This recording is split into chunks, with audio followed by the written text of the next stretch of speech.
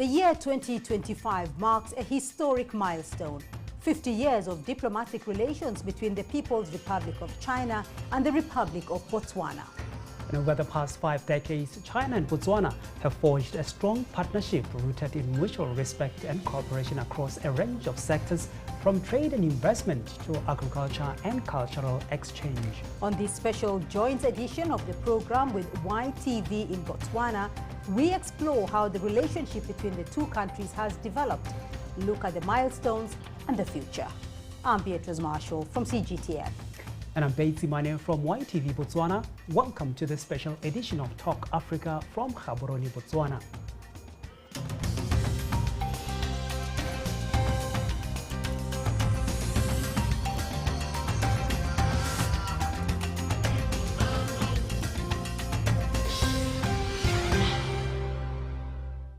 And joining us now on the program to unpack the 5 decades of China-Botswana cooperation are the Honorable Dr. Penyo Butale, Minister for International Relations in Botswana. Also joining us, Bukhle Moyo, graduate in computer science from the Liaoning University of Technology in China. Also here with us, Professor Maitseo Bolane, Associate Professor, Faculty of Humanities at the University of Botswana. Thank you all very much for joining us in this discussion. Minister Butale, let me start off with you, because as Botswana and China mark the 50th anniversary of bilateral relations, can you first start off by elaborating some of the key milestones of this partnership? How has it evolved over the past decade? Thank you very much. We would want to start by saying that China is an important development partner to Botswana, and we have enjoyed excellent relations with China.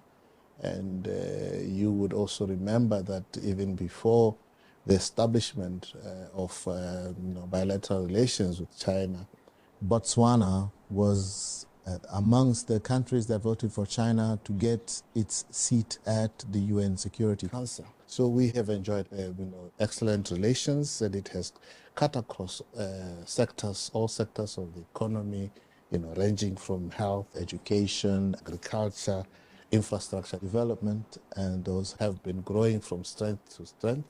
And as the new government, looking forward to not only improving on these already excellent relations, but also exploring new avenues as we want to push more to industrialize our economy and create more jobs. And Minister, talking about new avenues, are we likely to see a radical change in Botswana's foreign policy under the new administration of President Boko, maybe to look east for stronger cooperation? Well, the President has made it clear that the overarching guiding light in terms of our approach to development, in terms of our approach to foreign policy, will be human rights. So we have adopted a human rights-oriented approach to foreign policy, which means that we want, as Botswana, to have a voice in terms of how do we make the world a better place by observing human rights, by ensuring that everyone in their corner is able to enjoy their human rights, notwithstanding which part of the globe they are in. So we also know that we also have to be pragmatic in terms of that which works for our country.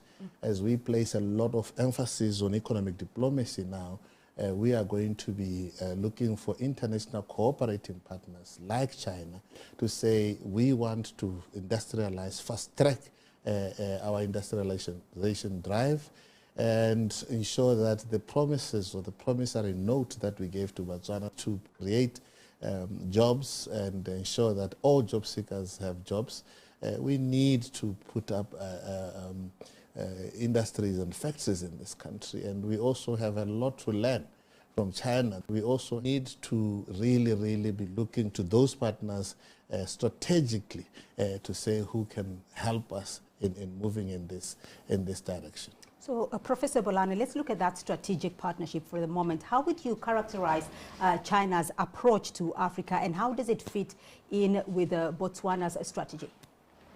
Thank you very much for that question. I'll be picking some of the points from the Honorable Minister. I think we are all aware that China has multifaceted combination of economic, political, and strategic facets in the manner in which they are approaching Africa. That is their engagement strategy. And if we could quickly look at how China positions itself in Africa, they often refer to their history, that in their history, they are the first, they say that they are the first to contact Africa or to come to Africa. However, they were not coming as an imperialist or colonialist country. They were coming as friends. And normally, when you listen to the China's diplomats, when they are in Africa, including when they are here in Botswana, they often make reference to that history, and they often try as much as possible to address African leaders as our brothers. Right. So I just want to stay with the partnership on Botswana and China. What do you see, though, as some of the primary drivers behind the growing cooperation between China and Botswana? I think one of the main drivers of this relationship which has been growing for a while, is infrastructure development. I don't think there's any Botswana in this country who would not say they are not feeling the presence of China in Botswana regarding infrastructure development. It is not just in Botswana, but across the continent. In another area that they are addressing is education, health. I think the minister has already mentioned that. There are so many Botswana who are traveling to China, provision of scholarships, which I think is good. And we also receive technical assistance already in the form of doctors, if I can give an example. And I think they are interested in the area of agriculture.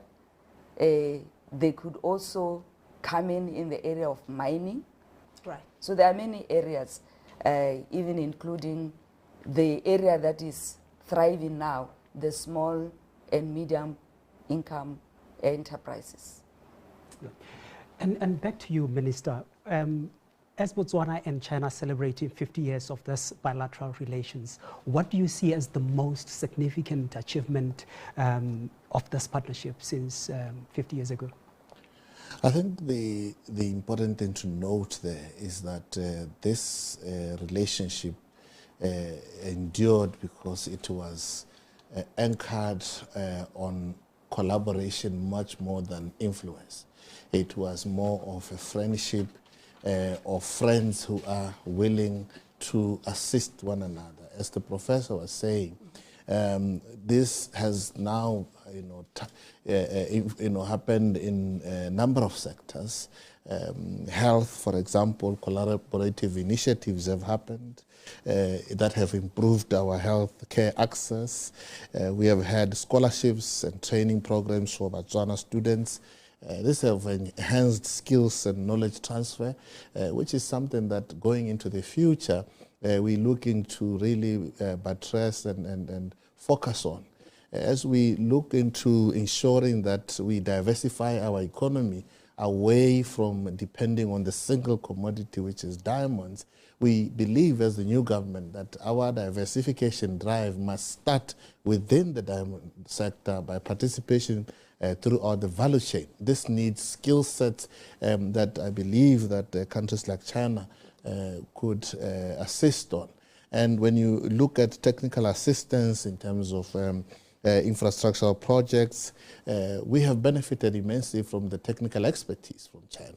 So I think it's really heartwarming to say that the relationship has been beneficial to us as a country, and we believe that there is a lot of room for us as we move much more aggressively. As I said, we are in a hurry to create jobs. We are in a hurry to industrialize. Right, let's talk about that job creation, because Bukhele Moyo, you have an experience of living in China for 5 years and you studied in China. Can you share with us some of your experiences and why you chose China as your study journey? Thank you so much for having me, and thank you very much, Minister, for touching on those few topics, because I was in China from the year 2019 up until last year, around August. And having lived there for 5 years, I remember I relocated there, and then a month later, the pandemic broke out. But one thing I can assure you of is that the Chinese were so hospitable. They made sure that each and every foreign student that was in China had enough masks to use every day. They made sure that each and everybody had enough testing kits to use each and every day. They made sure that you had food, you had the right facilities that you need to live properly within or during that pandemic episode. And I had chosen to go to China because of that technological advancement. I studied computer science and technology, and I can attest to one thing. They have the best when it comes to education. Their labs are going to have the most expensive set of equipment for you to learn how to do something. They're going to show you how to configure a router. They're going to show you how to assemble computers. They're going to show you how to do each and everything that you need to do for you to get a proper job or for you to start your own company after graduation. I remember I had a lecturer who used to tell me that as soon as you finish this, I'm going to make sure that you get a job in China. So you can imagine how that was. And going back to what you mentioned about the mining sector, I'm actually working for a company right now that is providing mining solutions that are made in China. I believe most of you have heard of Huawei mining solutions that are being utilized in the Botswana mines. That's where I'm at. So you can see that I'm actually at the forefront of it all. I may have been in the country, yes, for studying, but then I also get to see how the technologies and the infrastructure are being used to improve the lives of Botswana at hand. Any cultural shocks that you experienced while you're there? Well, for cultural shocks, I would say the most challenging thing, rather, was the diet. I mean, if you're going to be moving thousands of kilometers away from home, obviously the diet is not going to be the same. But one thing I can attest to is that whatsoever that they prepare for you is hearty and warm. You end up feeling at home.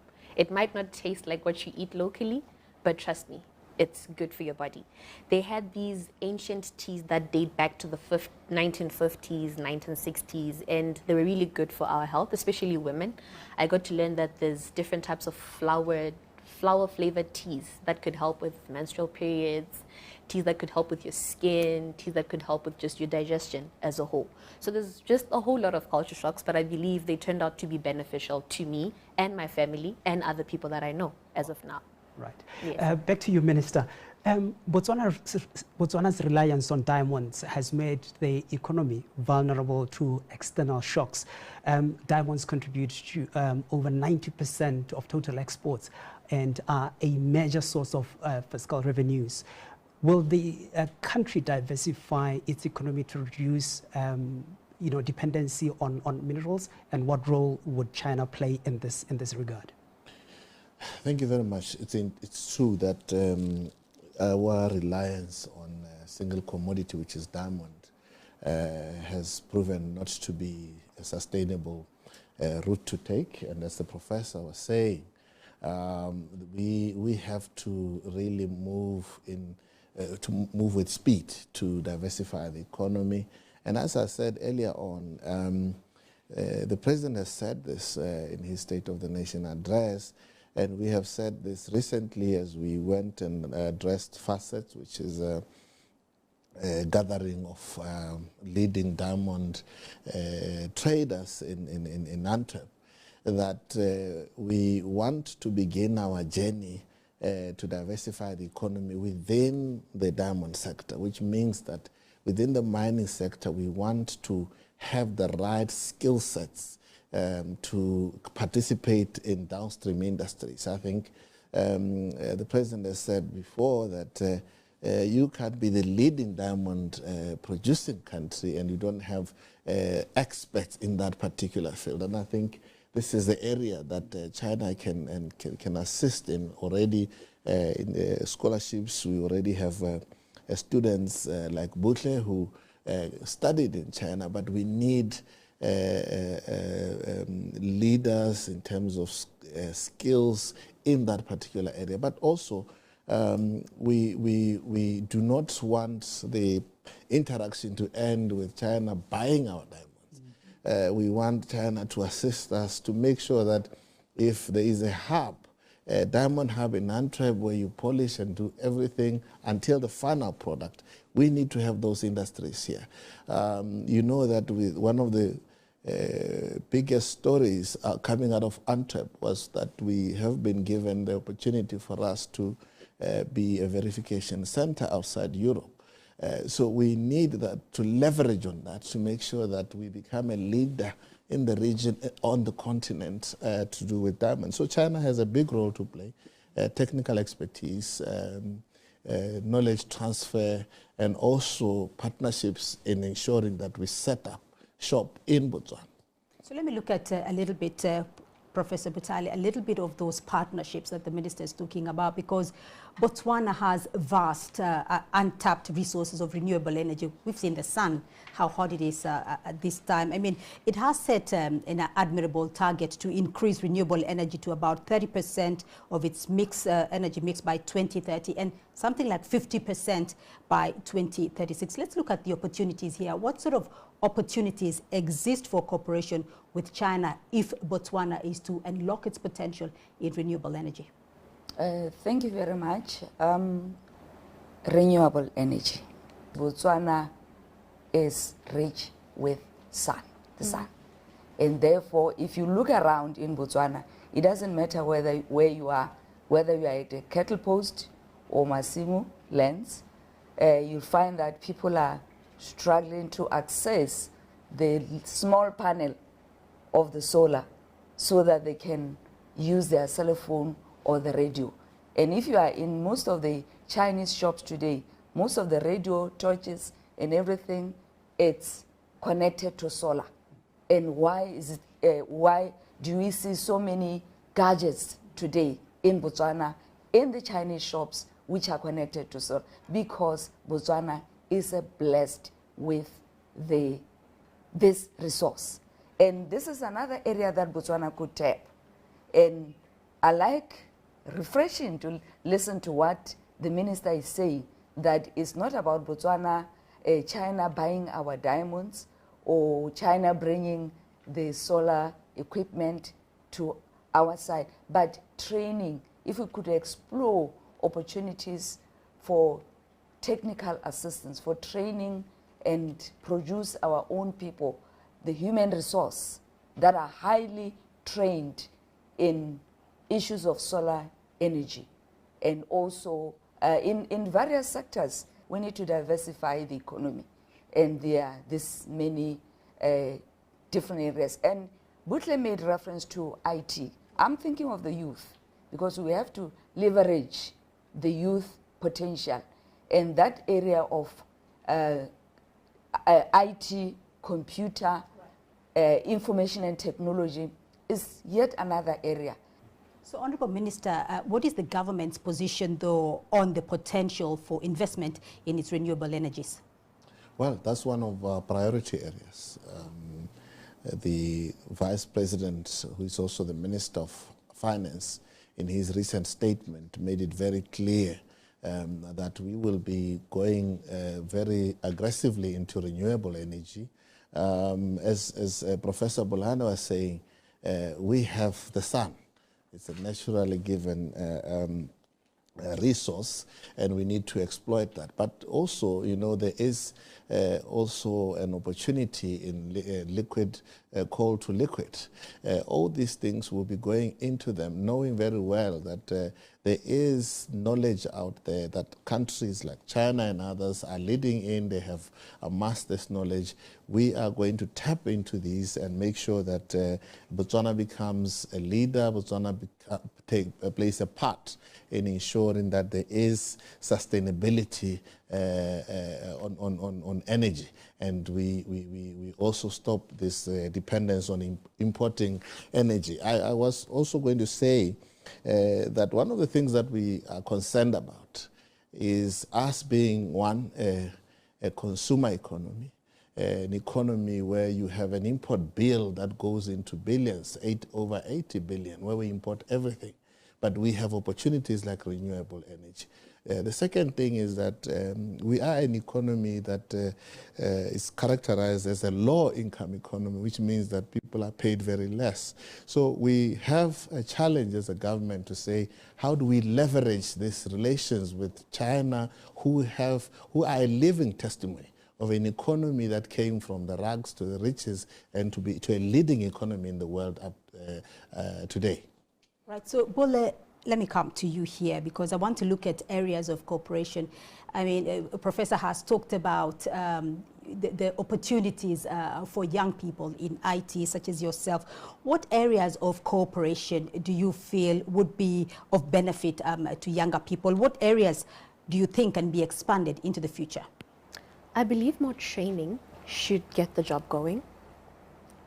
Training would mean education. So let's invest in improving the skill set that we already have. If we're having a larger number of the youth being unemployed, let us give them more skill sets that they could use for them to get employed. Let's empower them to do things themselves.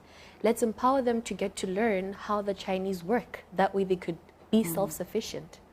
I'm also going to draw back to the issue of self-sufficiency, or something that I could say is food security in China.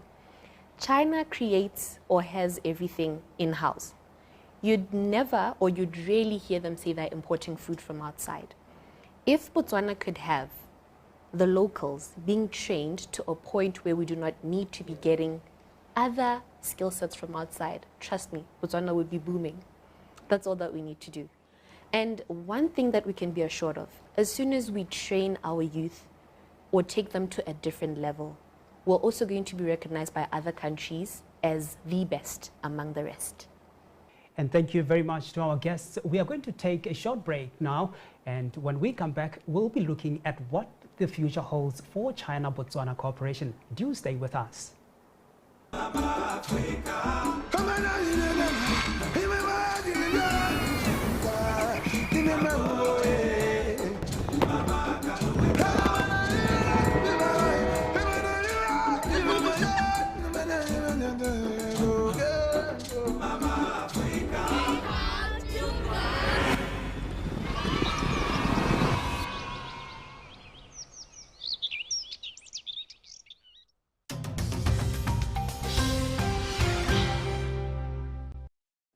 Welcome back to Talk Africa. Well, still with me here in Botswana, Dr. Penyo Butale, Professor Bolani, and Bule Moyo. Let me start off with you again here, Professor Bolani, because I want to talk about Botswana's strategic importance to China in relation to the Belt and Road Initiative. What do you see Botswana playing a role in regional strategies, particularly in the context of the Belt and Road Initiative? Let me start with Botswana from the perspective of the people of Botswana, because I see that as an attraction. Otherwise, the nature of the Botswana as a nation, a peaceful nation, good governance, that peaceful environment, in many respects, it's an attractive aspect that we tend to ignore because it's very good for business. So this is where then how Botswana comes in from a strategic point of view. And the other good thing for Botswana is the youthful population. And this is why I really feel that, and I'm very happy because I think that is where the new government is moving towards, to tap the youth potential, to explore their worth. And now on the cultural diplomacy, from a regional cooperation level for benefiting China and Botswana and the region and the continent, the issue of language. Botswana, the University of Botswana is the only program that exists in the continent. This is the Chinese Studies program. I'm not talking about the Confucius Institute.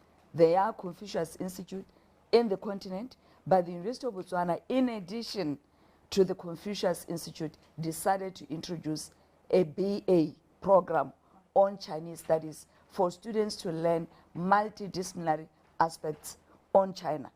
That is, that program could be attractive to the region, where, because you cannot engage someone if you don't understand him or her. Right. You need the language of communication, like what Butle said. So the curriculum should also embrace the studying of China. Right. And Honorable Minister, when you look at the trade between Botswana and China, it's slightly skewed towards China. You know, Botswana's total export in August 2024 stood at $32.7 million. This was a slight increase from the previous month, which was at around $28.6 million. Which areas will the new administration of President Boko be looking at to exploit and ensure that Botswana exports more to China? As I enunciated earlier on, there are a lot of emerging sectors of the economy that we are looking at, you know, in the era of technology, China is leading in that area. And I think one must hasten to also say that there is a challenge that we are facing as a country, which is skills mismatch between what our universities produce and what industry seems to be needing. So this is one area that we need to be looking at to say, how do we then, as we build these industries, as we build these manufacturing plants in these sectors, how do we make sure that we have the necessary skill sets, and that this retooling, reskilling also brings into focus the relations between Botswana and China. So we'll be looking at sectors such as manufacturing, sectors such as the downstream industries of the diamond industry and the mining sector in general. But also, one of the things that I want to also say is that we hold a view as a new government that the creative sector is a multi-billion-dollar industry in the world, and the youth with their technological advancement can make a lot of a living from that, and already looking at the cultural exchanges between Botswana and China, that's an area surely that we will explore. I was going to ask about the, exporting human capital to maybe China, if, for instance, as an example. Indeed, it's an area that obviously it's exciting going into the future. It's exciting. I was the other day when we were celebrating. I was very impressed to see a Botswana child speaking Mandarin so fluently. I'm a language person, and I've now given myself a challenge that next time I see that daughter of Botswana, I'm going to speak to her in Mandarin. I want to talk about what the ministers mentioned, the skills mismatch. I want to know about your experiences and the experiences that you found in China that you would personally want implemented in Botswana, on the continent in Africa, because we do know, according to statistics, that Africa is the continent with the youngest population in the world. I think one major thing that we have to adapt in Botswana and in Africa is a proper work ethic. One thing that the Chinese community always emphasizes on is hard work and having the right work ethic, such that as soon as you complete your studies, do not wait for somebody to feed you. You now need to be innovative. You now need to bring something to the table that is also going to benefit other people in the long run. So I believe Botswana would have to adapt or to adopt a very good work ethic, as well as better principles in the workplace in general. And another thing that we've always ignored is how we always want to be getting skills like software engineers from other countries. We want to get that from the US, from China, from where. Why not have professional software engineers coming from Botswana? And then why not have those people generating things or generating softwares that could then be sold to other countries? How rich is Botswana going to be if we could have that? I tell you once again, we're going to be the best among the rest. And like the Chinese usually say, 加油, 加油 means keep on putting more effort to whatever that you're doing. That's what they usually say. And to you, Prof, She talked about work ethic, that we need, as Botswana, we need to improve on our work ethic. And there was a report that was released by the Botswana Institute of Policy Analysis, BITPA, some years ago, which indicated that generally Botswana are lazy, for lack of a better word. Do you share the same sentiments? I'm not going to use the word lazy.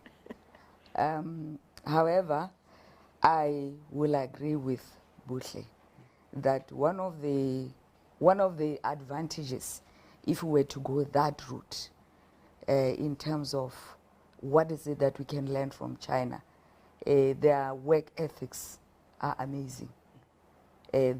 Because that can increase productivity. In fact, I'm happy that it's coming from her because she's a young person. And Botswana is a youthful population. And this is where we are, that we need to see the youth very productive and very responsible and very tuned to work ethics. So Botswana is behind. It's a general view, but I think we are in the country. We see indications which are worrying. And to you, Honorable Minister, there was a study that was conducted by Afrobarometer, which indicated that Botswana see China as more widely seen as influential in Botswana than the United States, the European Union, Japan. Nearly half of the citizens surveyed say that China's economic activities in the country have some or a lot of influence on the economy. Do you share the same sentiments, maybe? Not quite. I think, as I said earlier on, the relations between Botswana and China prioritized collaboration more than influence. It was about a mutually beneficial friendship, and I think because of that, the relations have been blossoming from year to year, and also the areas or sectors of collaboration have also been increasing. As you can see, that the students that come from China, that studied in China, speak very well of China, and they are able to even continue being ambassadors of China in Botswana. So I think the relationship was anchored on mutual benefit, much more on collaborative effort than on, as the professor said earlier on, much more than an imperialist kind of approach where there's a bigger boy or man or woman than the other. So I think it was more of that than. Right. And Prof, to you now, you've argued that for Africa to engage China, it has to understand the country and the people. Why do you think it's important? I think it's first and foremost this huge infrastructure development. This is heavy investment, and some of these Chinese multinationals, these big companies, they are engaged in infrastructure development in our country. So we need to communicate with the Chinese who are managing or running these companies. Yeah. But we also need to appreciate their culture, how they do things. Because if you go into their philosophy, they are guided, just like we are guided by the Botswana philosophy. We have that in Botswana, which is guiding us to who we are today. The Chinese have a very rich history and philosophy, which is guiding them to how they do things and how they operate. Therefore, we need to take our young people through that so that they are able to understand the Chinese, not just communicating, language speaking, but also they can read their body language when they are in the boardroom. Are we not at the risk of losing our own identity if we are doing that? Because most of the case, in most of the times, people are saying we are influenced by the Western world. Are we not now being influenced by China, by so doing? I understand where you are coming from, and I appreciate that question. If China, or through, for instance, CIUB introduces Confucius Institute. We should also find ways of how we can influence the Chinese. The minister has already talked about the cultural content, which the young people today package. They can package creative industry and use creative industry to communicate Botswana, not just to China, but to the rest of the world. Africa could do that. Africa is this vibrant, appealing, youthful, creative industry. But I don't think we have reached a level where we are really marketing it to the world. So we can we can also market ours while they are bringing their Mandarin. We can teach them Setswana. I think there are many Botswana today in China due to issues of unemployment who are teaching English. But we can still explore that, and some could teach Setswana. I'm just giving that as an example. But Setswana is not the only language in Botswana.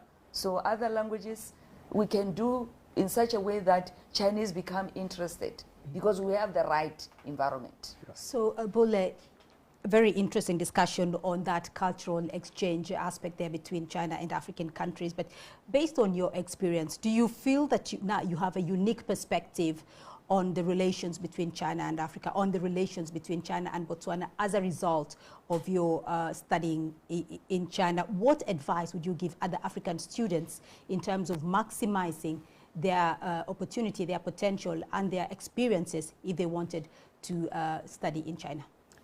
I believe a few words of advice I would give them is that go there with an open mind and always stay willing to avail yourself. If you're never there for anything that people suggest to you to do, you'll never learn anything.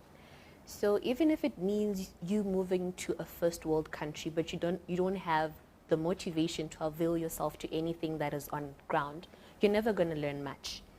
And another thing could be open to diversifying whatever skill sets you have. If you're going to be moving to China to study law, for example, don't mind even if on weekends you're learning something along the lines of agriculture or energy resources or whatsoever. Just go there with an open mind, be willing to learn as much as you can, and then that way you get to the top. And another thing that I believe the professor touched on is how some Botswana or other Africans who are in China are actually teaching English as a language. That is actually one thing that has been sustaining people's lives for a long time. I believe they usually say if one is a native English speaker, they could help the kindergarten schools, they could empower the local teachers as well as the kids to learn English as a language. So I believe that is on its own an exchange. They are teaching you that culture, you are teaching them English, since basically the only language they've known from birth is Mandarin or Chinese, which is their home language. So I believe there's always a two-way street there. Yes. Right, so we're going to get your winding up comments right now. And Butle, I want to start off with you in terms of how you see the relationship moving forward. What do you see as the key priorities in the next phase of China-Botswana partnerships? Wow. It's always going to be infrastructure development. Botswana still has a long way to go, but as it looks, the people are willing. I think another key aspect would be to follow or keep up with the trends as they go. Let's learn from the Chinese, but let's also not forget what we can do on our own as well. Let's learn as much as we can, but also improve on what we have as our capabilities. And let's avail ourselves to learning as much as we can. Yeah, to mostly the youth. They need to put themselves in a position whereby if a scholarship has been released by the Chinese government, be willing to go to the embassy, go inquire as much as you can, find out how to apply, find out on how the visa procedures are done, go to a different country, go learn something, then bring in a skill set that your country needs. Bring in the professionalism from there to your country so that your country could also be reputable in future. And to you, Professor Bolana. Thank you very much. This is in addition to Butle's point. Yeah. I think we should explore tourism too, because Botswana is very rich. Yeah. It's known all over the world for its rich fauna and flora. So I think that's another area that we could, and also applying technology in that area. I'll still go back to the point on cultural cooperation for Botswana and for the continent of Africa. So while we are doing it, it should be a two-way process. So I think it should be, we should identify aspects that we can also showcase in China, including food. Yeah. Yes, Chinese have food, she loves them, and the teas, but we also have our own food, and our varied, Africa cuisine is rich with varied recipes, very good food, from west, east, south to the north. Yeah. So that's another area that I think we could, so I think those two areas. And my last point is that I think, again, in terms of when the Chinese come here, we should try as much as possible to show them that Botswana is great.